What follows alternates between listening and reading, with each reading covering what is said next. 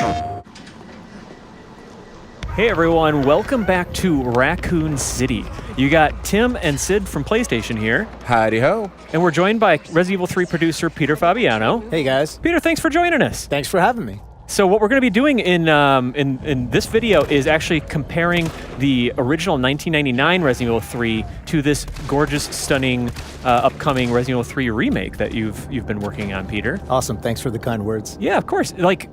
Before we kick into the 1999 footage, just from a top level, that's pretty gnarly. What would you say is the biggest changes that have happened with this remake? Well, as you can see, we've used the RE engine for this one as well, and it's a fully reformed, redone from ground up Raccoon City. So You'll see a lot more of the city here. There are changes to the way things play out, and I think it's going to be something fun for everyone. Yeah, and it's like I'm seeing some connective tissue from obviously the Resident Evil 2 remake, absolutely celebrated, incredible horror game.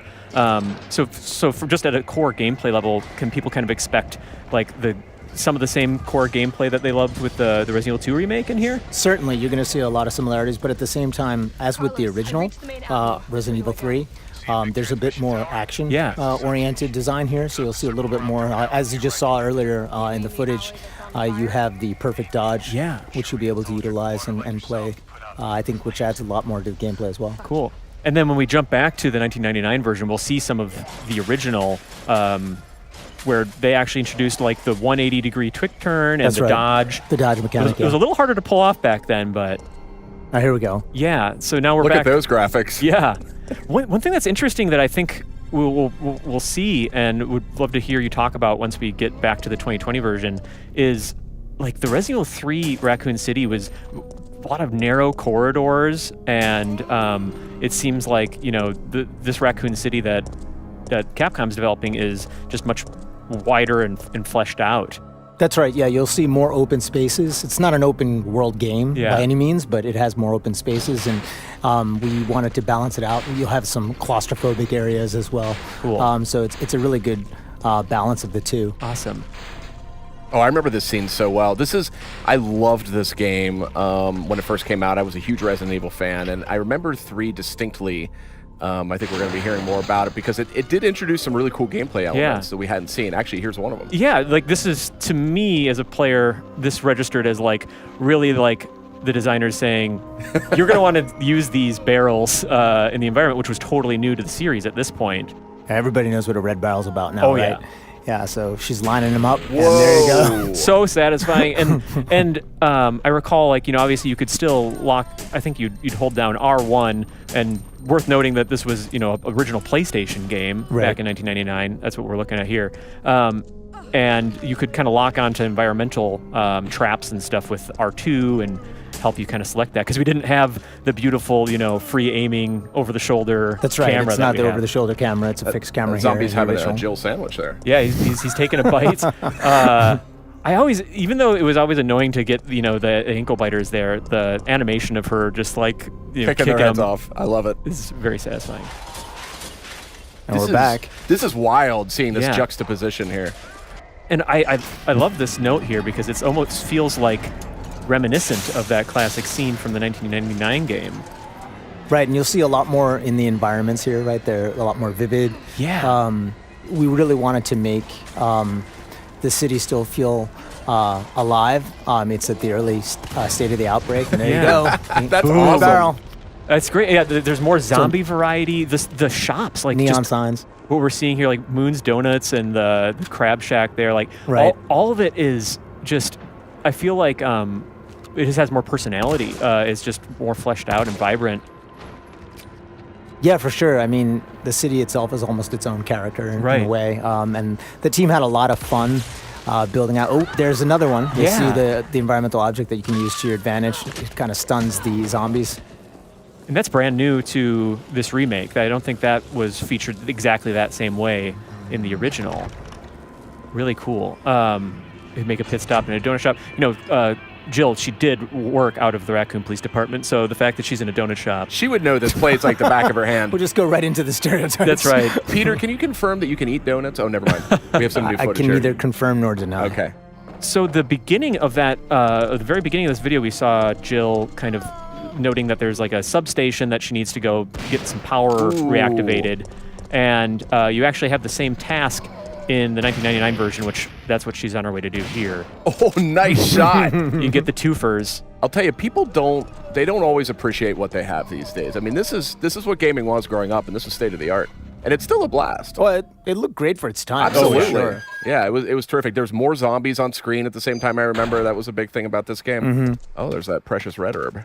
Yeah. Tim, what are you doing? The potency of your, I was feeling pretty confident when when we recorded. Yeah, worth noting, this is all pre-captured gameplay that we're looking over here. But speaking of crafting herbs, Resident Evil 3, one thing that really stood out to me was the gunpowder and the reloading tool. They're seeing some gunpowder there. Yep. You could craft your own ammo, which ended up kind of becoming, here and there, it would kind of come and go with the series. But Pete, was this the first time in the series? Well, you had it in RE2, the reimagining of RE2, right? So it returns here. Yeah. So it's so cool to kind of see it full circle because I remember it in Resident Evil 7 and Resident Evil 2. Right. And just I'm excited with the remake to go back and see where that kind of came from. Yeah, it's great because you have to make choices. You decide which ammo types do I want to make, what's more important, what's more valuable. Had not been seen in the series before this game, and I remember it was a bit controversial back at the time in this particular game from '99. But now I actually prefer it. I love being able to craft ammo. Cool. It's such a precious commodity. So, and yeah, at this point in the original, Jill has to turn the power back on to parts of the city. Right. And this was an interesting part of the original game, which was, I think, were these called live events? Yeah, the live selection. Live selection. Oh, yeah. I forgot about this. So then you could make the choice. Right? Yeah. And in this case, Fry 'em. chose to increase the electro output, which is kind of an interesting, now, get the environmental attack. Yeah. And so, kinda. but now you can kind of, do it, it's more organically. So,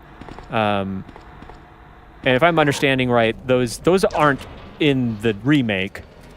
The live selections. That is correct. Right, okay. Yeah, this time around we wanted to tell one consistent story. The director really wanted to tell Jill's story as she goes through and makes her way. And that's something that's cool is that it's not a one-to-one remake across the board because this is the substation or the sort of where you're trying to turn the power on. That's right. As it appears in the remake, right? Yes, that's correct. And I think it's important, and I can't say this enough. We wanted to make it feel fresh but familiar. So you'll see a lot of new things for players of the original, and there's plenty of stuff for newcomers alike. And there you go. Yeah. So these are the drain demos, right? Yeah, and these guys look pretty faithful to the way that they appeared in the original, and just very fast and skittering, definitely good for shotgun's definitely a good tool. For them. Yeah, definitely. You want to take care of them quick. Yeah. But yeah, it's what's one thing that I feel like Capcom and your team is just incredible at with remakes is delivering on the core of what made the gameplay and the story and the characters great, and changing enough that it makes it feel fresh, not just for newcomers, but also if you played the original. Right. What's great about horror, right, is the unexpected. That's right. So it's great that you say that. Something that we definitely want to keep true to the essence of the originals, but we want to make it feel fresh as well. So if we're familiar with some of the original stuff, you'll find some changes here. Yeah. There's the big boy. That's, and of course the original game, the 1999 original, was called Resident Evil 3 Nemesis, and so it wouldn't be anything without our buddy Nemesis. That's right. So I went and got some, some footage of a battle, just a random sort of street encounter, because he'd dog you throughout the game. And he's doing the same again in this remake, right, Pete? That's right. The original called him the Pursuer, right? Yeah. And in this one, he follows the same path. He's out for Jill and whatever remaining STARS members are out there. Yeah. And here we see like his strategy appears to be sort of a lot of running, punching. He's got these tentacles that you can ensnare you with, and obviously he wants to end them. What can you say about how Nemesis has been like updated and changed, just from like an aesthetic to even like an AI sort of level? Well, first and foremost, aesthetically, you'll see that we were able to use current graphics to make him look even. There's our buddy. That's so cool. Even more imposing. You've got this hulking menace chasing you. He looks even bigger now. He's huge. Yeah, he's to scale.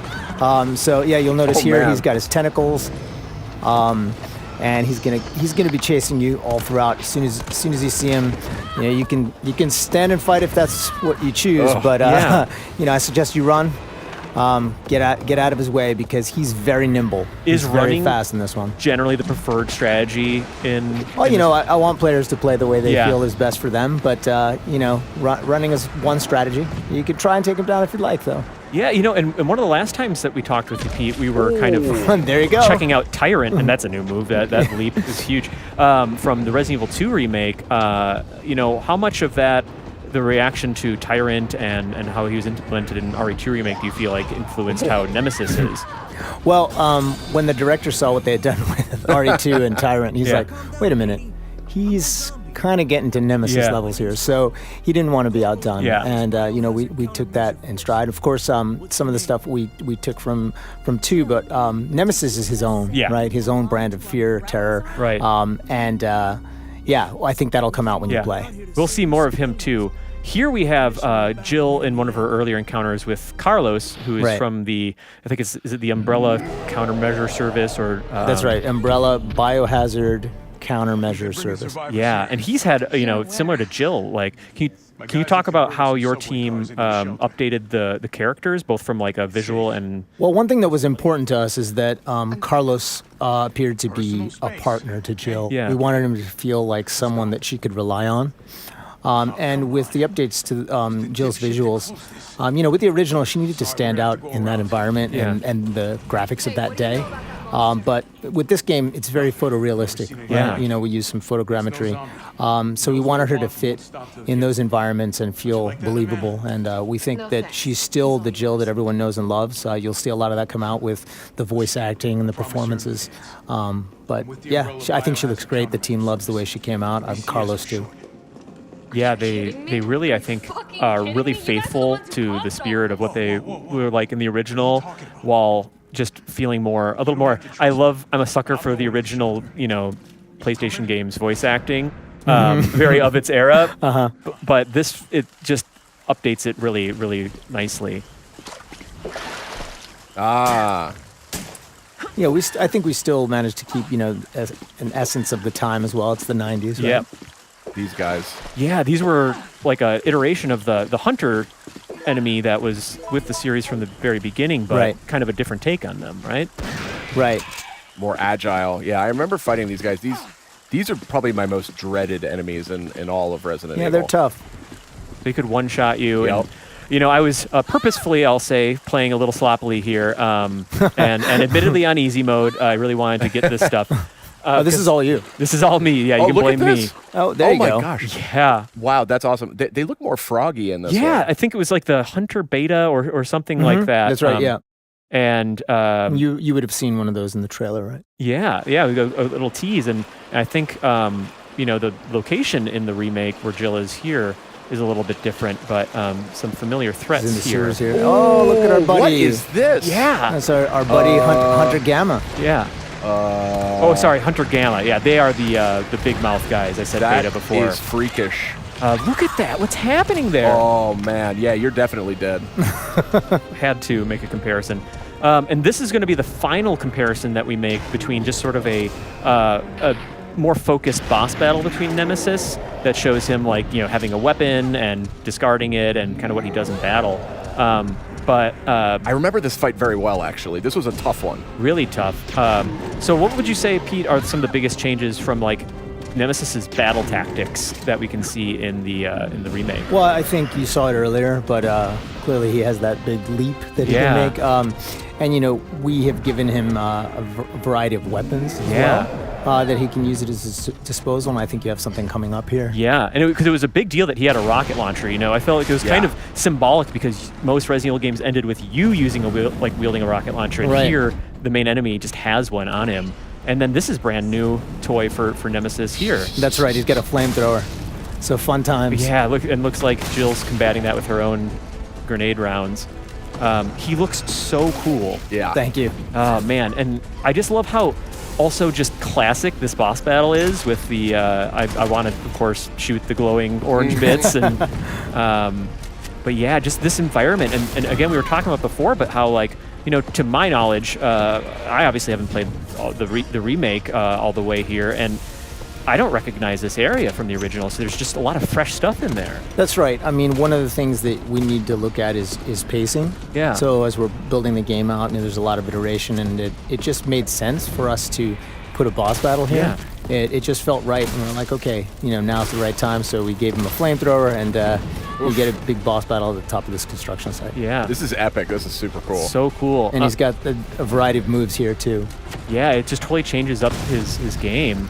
Ooh.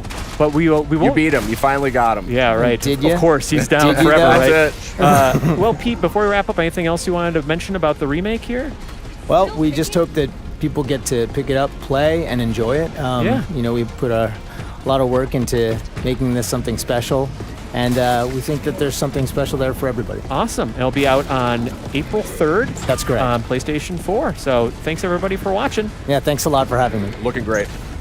Thank you. プレイステーション